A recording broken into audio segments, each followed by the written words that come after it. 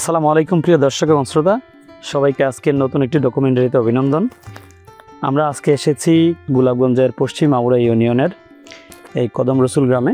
আমরা দেখতে পাচ্ছি একটি সাইনবোর্ড, যেখানে আধুনিক কৃষি প্রযুক্তির মাধ্যমে সিলেট অঞ্চলে উন্নয়ন প্রকল্পের আওতায় বস্তায় আদা চাষ প্রদর্শনীতে এখানে প্রায় 3000 বস্তায় আদা চাষ করা হয়েছে।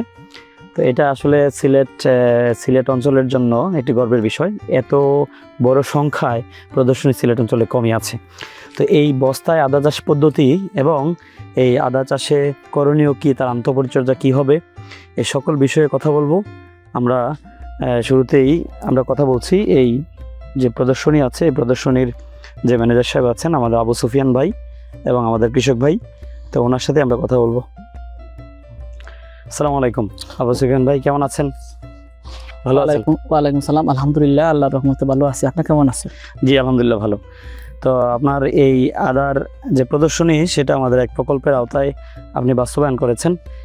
এই বাগানের যেই পরিচর্যা এবং তার যে বর্তমান পরিস্থিতি, এটা কিন্তু দেখতে খুবই সুন্দর লাগছে এবং আশা করি আপনি বেশ সফল হবেন। এবং এই আদার প্রদর্শনীটি আমাদের সিলেট অঞ্চল না, শুধু সারা বাংলাদেশের জন্য একটি উদাহরণ হবে।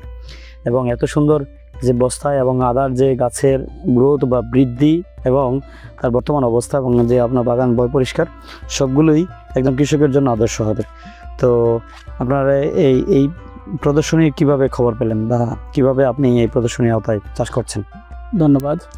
আমি প্রথমেই কৃতজ্ঞতা প্রকাশ করছি গোলাপগঞ্জ উপজেলা কৃষি দপ্তর কর্তৃপক্ষকে, কারণ ওনারাই আমাকে উদ্বুদ্ধ করেছেন। প্রথমে যে আদার প্রদর্শনী, উনি বললেন যে 500 বস্তায় আদা চাষের প্রদর্শনী দিবেন। উনি যখন স্যাটিসফাইড হলেন আমার প্রতি, তখন বললেন না, আপনি পুরোটাই নেন, কারণ সারা উপজেলায় যা দিব আসলে আমার কাছে মনে হয় না যে ওনারা বাস্তবায়ন করবেন।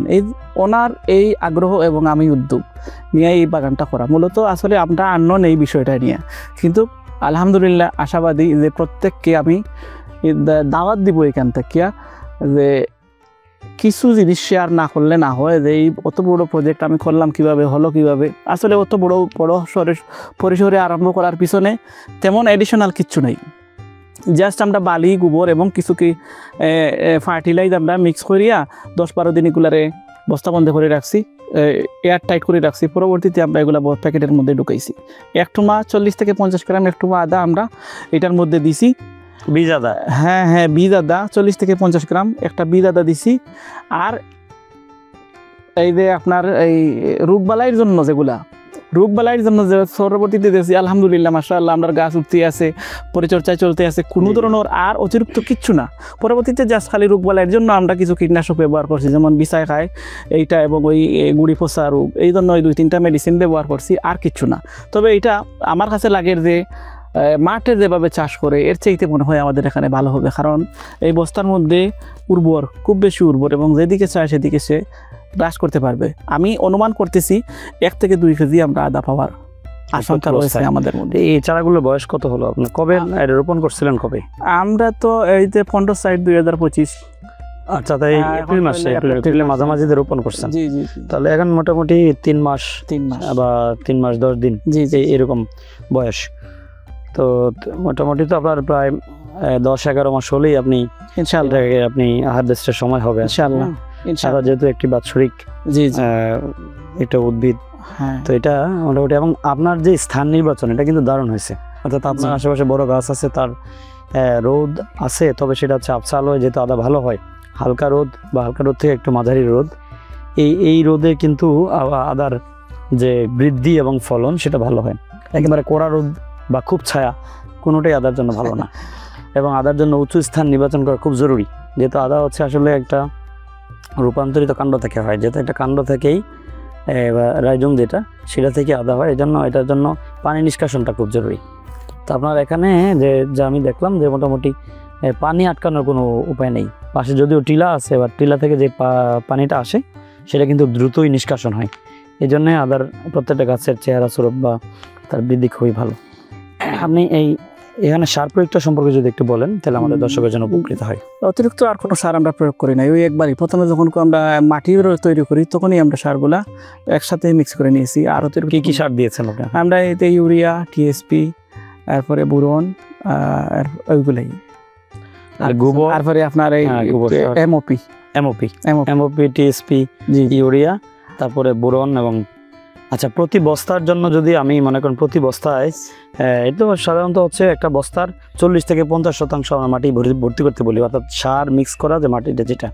তাহলে মাটি ধরেন আপনি 15 থেকে 20 কেজি মাটি নিলেন, আর এতে আপনি কত কেজি গোবর দিয়েছেন প্রতি বস্তা হিসাব যদি করি? প্রতি বস্তায় হিসাব করলে 2 কেজি গোবর, 2 কেজি গোবর, 2 থেকে 3 কেজি গোবর দিই। 3 কেজি গোবর, 3-4 কেজি 5 কেজিও দেওয়া যায়। জি।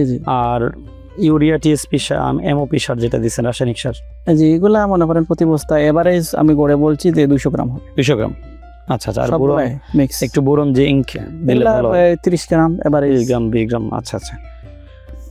এমনিতে এখন আপাতত আপনার বাগানে কি কোনো রোগবালাই আছে আপনি মনে করেন? না, রোগবালাই নাই। যেগুলা হয়েছে আমরা প্রতিরোধের ব্যবস্থা নিয়েছি, বিশেষ করে এই বিছায় দৌড়া কিংবা এই গুড়া পচা এগুলা যে ব্যবস্থা যেহেতু আমরা এখানে আননোন এবং নতুন জায়গাটা নির্বাচন করা কিংবা এই প্লেসটারে ডিপ্রেশনটা মারা টোটাল গুলাও ছিল না, আমাদের প্ল্যানে ছিল না।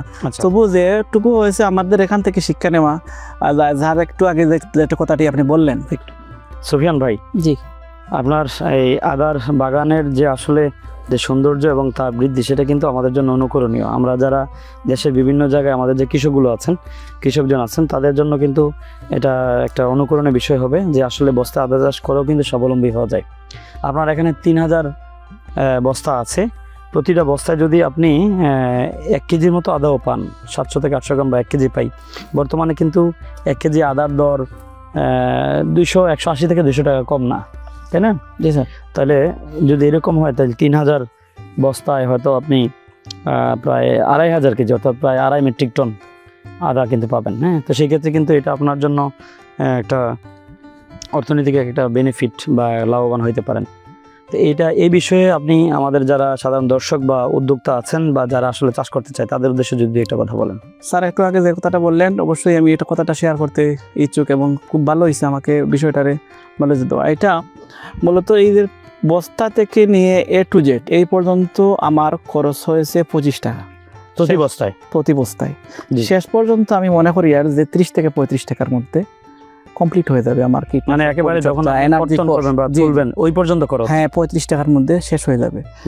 আর এই যে একটা কথা বললেন না যে একটা হারভেস্ট পর্যন্ত যদি 1 কেজিও পাই তাইলে আমি 180 থেকে 200 টাকা বিক্রি করতে পারবো। মিনিমাম আমার 150 টাকা 100 টাকা থাকলেও তো আপনার কিন্তু এখানে 3000 বস্তা কিন্তু আলহামদুলিল্লাহ আপনার কিন্তু সব বস্তায় কিন্তু সাকসেস। এখানে কিন্তু কোনো বস্তায় বাকি নেই যেখানে আপনার গাছ মরে গেছে।